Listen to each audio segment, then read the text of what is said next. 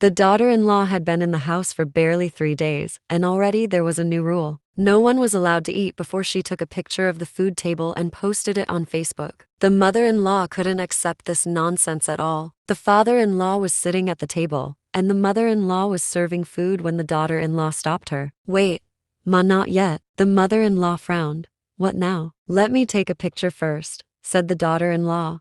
"I'll post it on Facebook, then we can eat." The mother-in-law lost her patience. "Does this happen in your parents' home too?" The daughter-in-law smiled.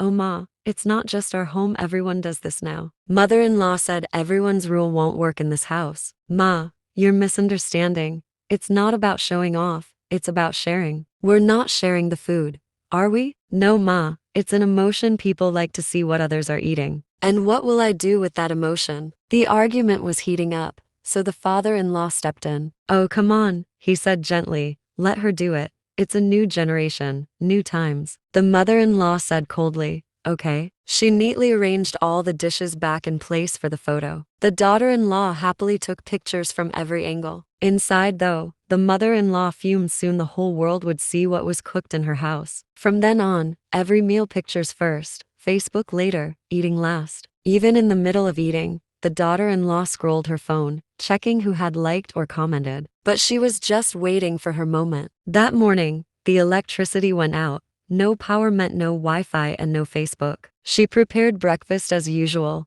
laid out everything on the table, and said, "Okay, picture time." The daughter-in-law quickly took the photos, but when she tried to upload them, she realized there was no internet. The mother-in-law crossed her arms. "Did you post it on Facebook yet?" The daughter-in-law replied innocently, "No ma, there's no internet right now." "Then," said the mother-in-law sternly, "pick up 2 plates of food." "Why ma?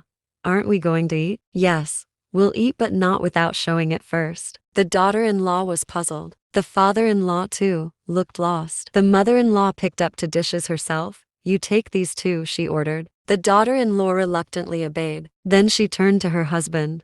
"You, take that one." The poor man, still in his nightgown, obeyed quietly. "Now," said the mother-in-law, "come with me." She opened the door and marched out. First the mother-in-law, then the daughter-in-law, and last came the bewildered father-in-law, each holding a plate of food. The father-in-law whispered, "What madness is this?" "It's not madness," she replied. "For days, I haven't been able to eat without showing people. Today, if I can't show our breakfast to someone, I simply can't eat. If not the Facebook crowd, at least our neighbors should know what we're having for breakfast. They're closer than the people on Facebook, aren't they?" The father-in-law finally realized where this was going. He sighed. Still, he protested softly, "But walking around the neighborhood early in the morning, holding plates, in my nightgown." Before he could finish, the mother-in-law snapped, "Why not? You post pictures on Facebook in your nightgown too." And so, the 3 of them walked through the lanes, each holding a plate of breakfast. And honestly, that's exactly how our lives have become today. It's husband's birthday, he's sitting right next to me, but I'll still write on Facebook, "Happy birthday, dear husband." He'll bring me a cake, flowers, and gifts, and what will I do? Will I cut the cake, eat, and thank him? Of course not.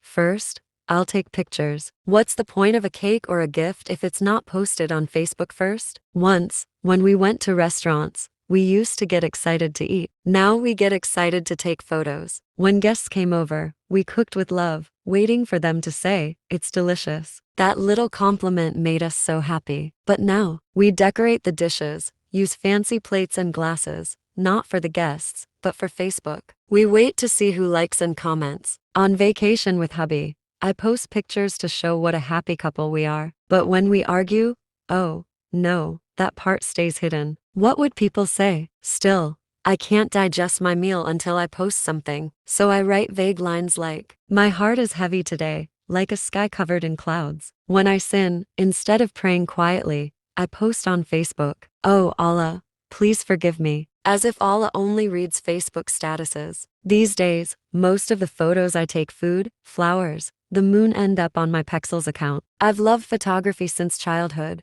but now even I wonder, why can't I stop? Why are we all so addicted? Let's pray that Allah frees us from this pointless addiction. And no, I'm not saying to post your prayer on Facebook. I mean, truly pray. In your sujud, in your dua, in your quiet moments. Because peace isn't found in likes and comments. It's found in remembering him. By Shabana Mahmood.